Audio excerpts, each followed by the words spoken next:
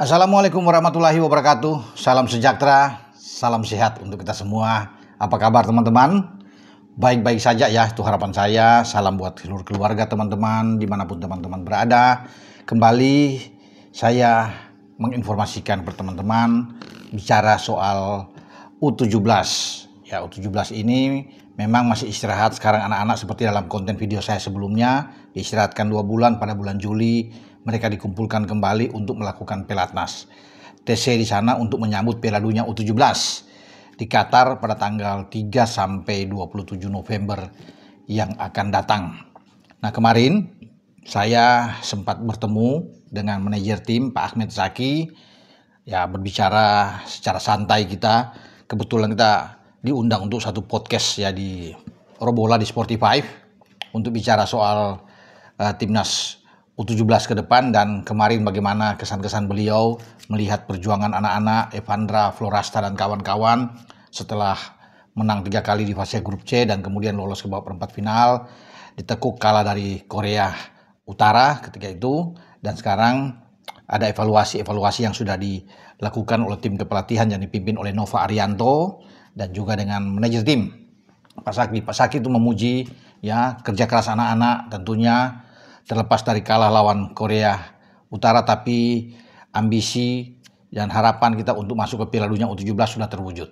Itu kata Pak Saki, dan kita akan hadir sebagai satu-satunya wakil dari ASEAN, dari Asia Tenggara yang akan ikut di Piala Dunia U17 di Qatar. Ya, dia juga tidak menyangka bahwa anak-anak bisa bermain dengan begitu perjuangan sangat tinggi, semangat juang ya, mental ya yang sudah mereka lakukan.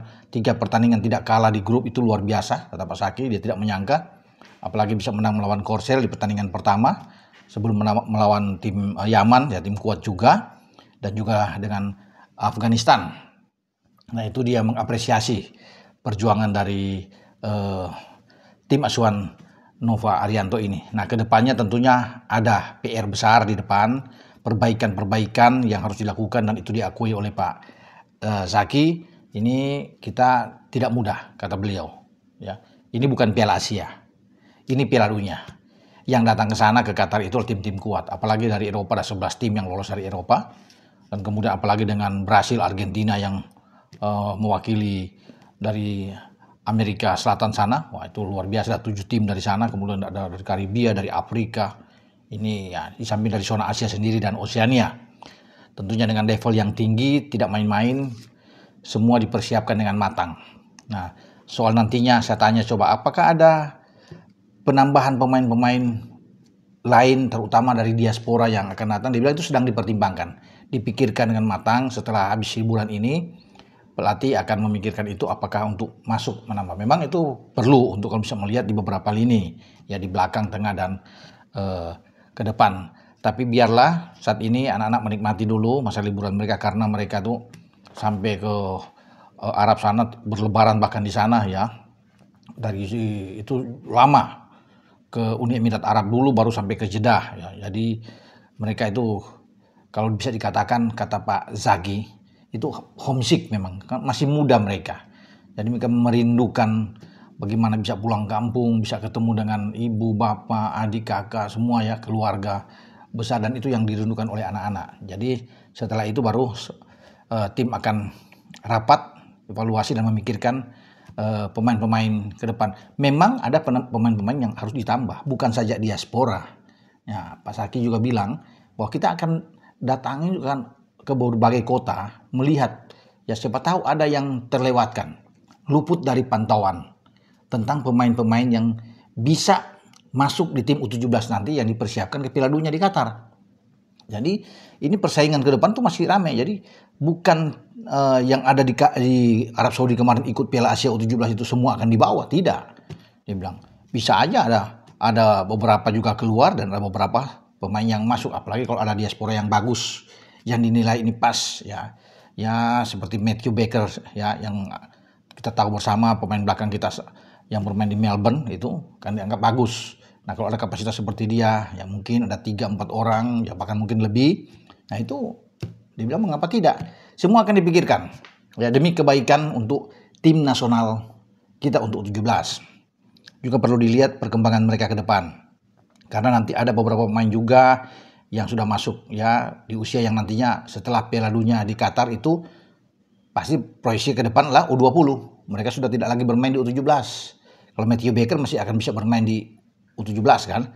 Jadi kalau lihat juga di Piala Dunia di Qatar itu, ya itu bahkan mungkin akan tiap tahun ada Piala Dunia yang akan berlangsung. Jadi memang dipersiapkan pemain-pemain ini yang bagus-bagus di level. Nah, makanya dibutuhkan juga kompetisi. Kompetisi di usia muda ini penting. Dan itu diakui oleh Pak Zaki juga. Jadi kompetisi itu mungkin dari U12, U berapa? 15, ya, U17, semua berlanjut tuh kompetisi ke depan. Jadi biar gampang untuk dilihat. Nah sekarang nanti ada tim scout yang akan dipilih, ya akan diutus oleh Coach Nova beberapa orang, ya tentunya dari para asisten yang dia bawa ke Arab Saudi kemarin untuk melihat ya pemain-pemain potensial bakat-bakat yang ada di beberapa daerah tentunya. Dan mereka akan berkeliling Indonesia melihat potensi-potensi muda ini ya dari barat ke timur. Ya, kemudian memberikan masukan dan akan diuji coba, dilihat, dites kemampuan dari pemain tersebut dalam persaingan dengan tim yang sudah ada sekarang. Jadi memang persaingan tuh ke depan itu rame dikatakan. Jadi belum tentu semua menjamin yang sudah sukses di Arab kemarin akan terpilih. Ya, pasti ada yang tergusur. Nah, tapi akan ditunggu siapa yang akan masuk nanti.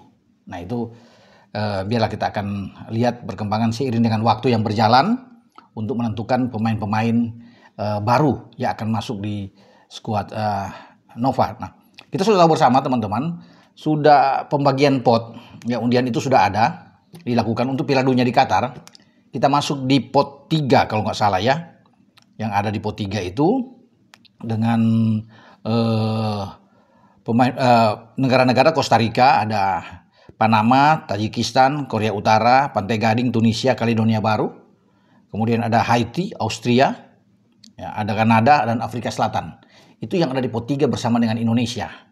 Nah, jadi ada 4 pot yang terbagi karena ada 48 tim yang ikut di putaran final Piala Dunia U17 di Qatar November yang akan datang.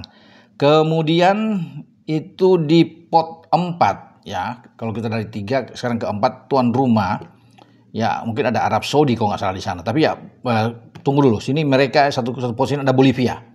Ya Bolivia, Republik Ceko, Mesir, El Salvador, Fiji, Portugal, Irlandia, Swiss, Uni Emirat Arab, Uganda dan Zambia. Oh berarti pot 4 ini tidak ada Arab sebagai tuan, bukan Qatar maksud saya, bukan Arab. Kalau Arab kemarin Piala Asia kan, Qatar ya yang ada Qatar itu pasti di pot 1 karena sebagai tuan rumah ya dapat bonus spesial buat mereka. Pot 2 itu ada juara Piala Asia U17 ya kemarin Uzbekistan ya. Kemudian ada Italia, Maroko, Belgia, Chili, Selandia Baru, Kroasia, Burkina Faso, Honduras, Kolombia, Venezuela.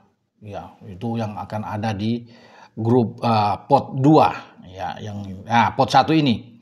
Pot 1 ini ada juara bertahan 2023 ketika Indonesia menjadi tuan rumah Jerman. Ya, kemudian runner up-nya Prancis ya. Dua-dua masuk di pot 1. Selain 2 tim itu ada Amerika Serikat, ada Inggris, Argentina, Uruguay, Meksiko, Jepang, Mali, Senegal serta Qatar yang saya bilang tadi. Qatar tuan rumah ya yang masuk di pot 1. Nah, semoga kalau saya bicara dengan Pak Saki bilang kalau kita di undian dapat dengan Qatar, wah ini enak juga nih. Dari Indonesia ada Qatar karena kan setiap pot itu akan ada. Jadi kita akan ketemu dengan pot 2 siapa yang akan cabut di pot 2. Nah, kemudian di pot 3 siapa? Ya, kemudian kalau ada di pot 2 itu kita ketemu misalnya dengan tim ya Burkina Faso. Ya, bolehlah kalau bisa dilihat di sini ya. Atau Honduras, ya masih bisa lah. Nah, pot 1 tadi itu dengan Qatar. Kalau di pot 4 itu kita akan ketemu misalnya dengan tim-tim yang seperti Zambia, masih bisa lah ya untuk bisa dilihat. Kalau ini kan hanya berandai-andai, tapi harus siap dengan siapapun yang ada. Tim kuat dari Eropa pun harus siap. Ya itu penting karena Piala Dunia ini sudah tidak boleh pilih-pilih lagi. Ya untuk kalau dengan Argentina, dengan Brasil mereka tim kuat ya tetap harus siap juga. Makanya perlu untuk persiapan yang matang. Penambahan pemain itu perlu seperti yang dikatakan oleh Pak Saki, saya setuju juga itu. Jadi kalau tidak dipersiapkan dengan matang ya sulit buat kita untuk bisa bersaing di Piala Dunia. Ya. Oke, dengan saya Bung Ropan berbicara soal tim U17 dengan drawing untuk pembagian pot sudah ada, teman-teman sudah tahu pasti sudah dengar, dan persiapan nantinya ada terbuka untuk pemain diaspora. Kita belum tahu siapa yang akan terpilih. Kemudian yang tampil di Arab Saudi itu belum tentu juga akan terpilih semua, pasti akan ada perubahan. Nah itulah teman-teman yang kita bisa lihat nantinya. Sambil kita akan tunggu info-info ke depan. Dengan saya Bung Ropan, ciao.